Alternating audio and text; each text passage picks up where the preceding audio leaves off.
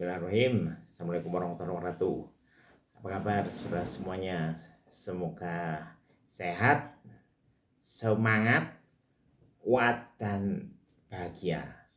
Kita akan mendiskusikan tentang entrepreneurship, pemberdayaan, dan peran administrasi negara melalui kebijakan publik untuk inovasi.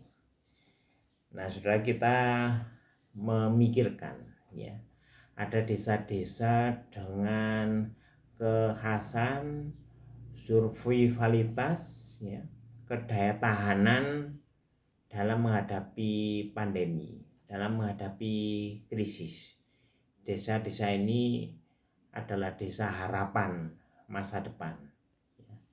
Desa yang warganya mempunyai inovasi dan kreativitas. Di dalamnya itu mesti ada peran para inovator, peran para administrator. Ya, kita akan belajar dari mereka. Ya.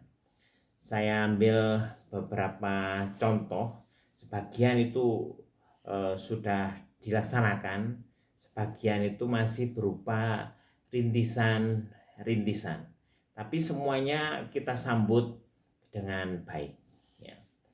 Nah, ada sejumlah desa di Jawa ya, yang disebut desa Inggris. Desa ini diajarkan di dalamnya bahasa Inggris ya. Jadi bahasa Inggris dijadikan bahasa sehari-hari. Orang dengan strata sosial rendah, menengah hingga tinggi itu menggunakan bahasa Inggris. Interaksi personal dan sosial itu menggunakan bahasa ini. Diam-diaman atau debat, tukaran hingga duel, tapi kalau yang ini jangan, itu menggunakan bahasa Inggris ya. Marah, ramah, sedih, gembira, senyum, menangis, hingga mungkin tertawa-tawa ya, itu menggunakan bahasa Inggris. Emang bisa? Ya enggak bisa, karena sedih, gembira itu pasti tidak menggunakan bahasa Inggris, atau menggunakan bahasa apapun sama ya, yaitu bahasa kolbu atau bahasa hati itu. Nah, saudara, bayangkan kalau misalnya juga ada desa yang mengembangkan pengajaran bahasa-bahasa yang lain ya. Misalnya ada desa bahasa Arab ya. Bahasa Arab digunakan sebagai bahasa sehari-hari. Azan, iqomah, berdoa, sholat itu kan sudah pasti menggunakan bahasa Arab ya. Nah, di desa yang ini itu anak-anak kecil sudah lancar menggunakan bahasa Arab. Kita tahu bahwa unsur penting dan unsur utama bahasa itu kan berasal dari bahasa Arab ya. Majelis Permusyawaratan Rakyat itu bahasa Arab, perwakilan, ilmu, hikmah itu juga berasal dari unsur bahasa Arab. Pelajarilah bahasa Arab, karena bahasa ini adalah bagian dari agama ini. Bahasa penduduk surga juga bahasa Arab. Jika lancar menggunakan bahasa Arab, insya Allah akan makin faham ilmu, makin faham agama. Nah, ada hal penting ya saudara, bahwa ini adalah perubahan budaya yang dimulai dari inovasi, juga merupakan entrepreneurship, wujud dari kewirausahaan. Dengan kewirausahaan mereka bisa survive. Orang-orang dari berbagai daerah itu berbondong-bondong itu datang ke sini terus belajar bahasa. Jika belajarnya serius dan bagus, akan menjadi seperti penutur asli ya. Nah, ada desa lain lagi, itu yang disebut desa anggur, ya. Nah, ini di dalamnya dilakukan penelitian, pembibitan, pengembangan, perdagangan, hingga pengolahan. Ya. Ilmu pengetahuan dan teknologi anggur itu pusatnya itu ya di sini. Ya. Semua atau sebagian besar penduduk berpartisipasi dalam persoalan anggur.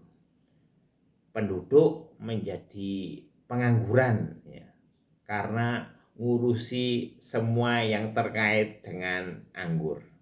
Ya. Ada lagi kami menemukan desa yang disebut desa anggrek. Ya. Ada yang sedang dirintis di Tulungrejo, Kecamatan Bumiaji, Kota Batu, Provinsi Jawa Timur. Ya. Nah, bagi yang sedang belajar rintisannya itu bisa ke sini.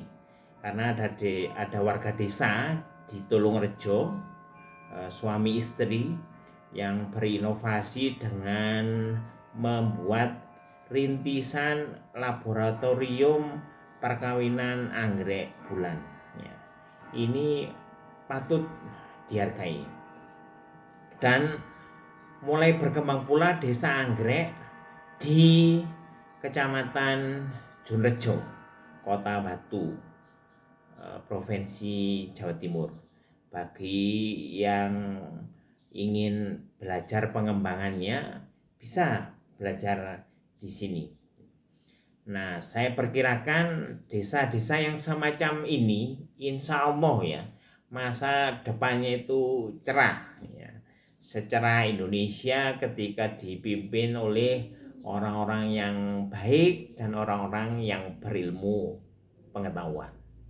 Nah, dalam waktu tidak terlalu lama saya memikirkan ya, kita semuanya memikirkan adanya desa-desa dengan kekhasan masing-masing. Desa yang penuh dengan inovasi.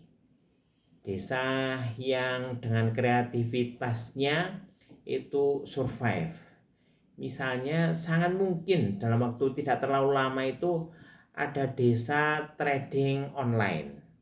Ada desa YouTuber atau desa konten creator ya. Juga misalnya ada desa dinamo ya. Karena tidak lama lagi motor listrik dan mobil listrik itu akan berseliweran di jalan ya.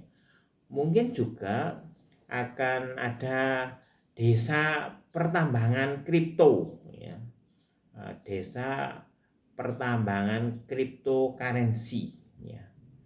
Bahkan insya Allah sangat mungkin akan ada desa motor dan mobil terbang. Kira-kira saudara, bagaimana desa dan warga desa itu berinovasi? Nah, setidaknya itu ada 3 langkah ya. Yang pertama itu adalah menemukan ide-ide inovasi ya. Yang kedua memusyawarahkan ide-ide tersebut, termasuk di dalamnya memilih inovasi yang paling baik, paling layak, paling mungkin, dan paling memperoleh dukungan warga desa. Terus yang ketiga itu melaksanakan ide-ide tersebut ya. Nah, ini semua saudara perlu gerakan besar dari warga desa ya. Mengapa ruang lingkupnya itu saya sebut paling tidak itu desa? Karena jika wilayahnya sempit dan yang berpartisipasi sedikit itu pasti tidak efisien. Jadi perlu partisipasi warga desa, penduduk dalam jumlah banyak dan wilayah yang cukup luas. Dan tentu saudara ini perlu dukungan administrasi negara melalui kebijakan publik. Saya kira dukungan dari Kementerian Pertanian misalnya, atau kementerian-kementerian teknis lain yang terkait ini sangat perlu, ya.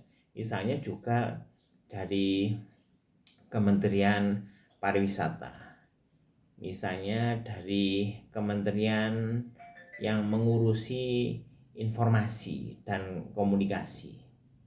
Nah, dengan inovasi dan langkah-langkah inovasi semacam itu, kita berharap semua wilayah negara ini akan maju dan sejahtera, ya.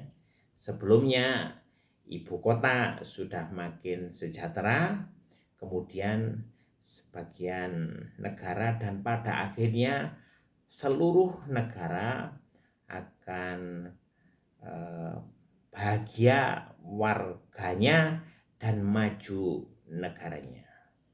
Semoga bermanfaat. Billahi taufik wal hidayah. Assalamualaikum warahmatullahi wabarakatuh.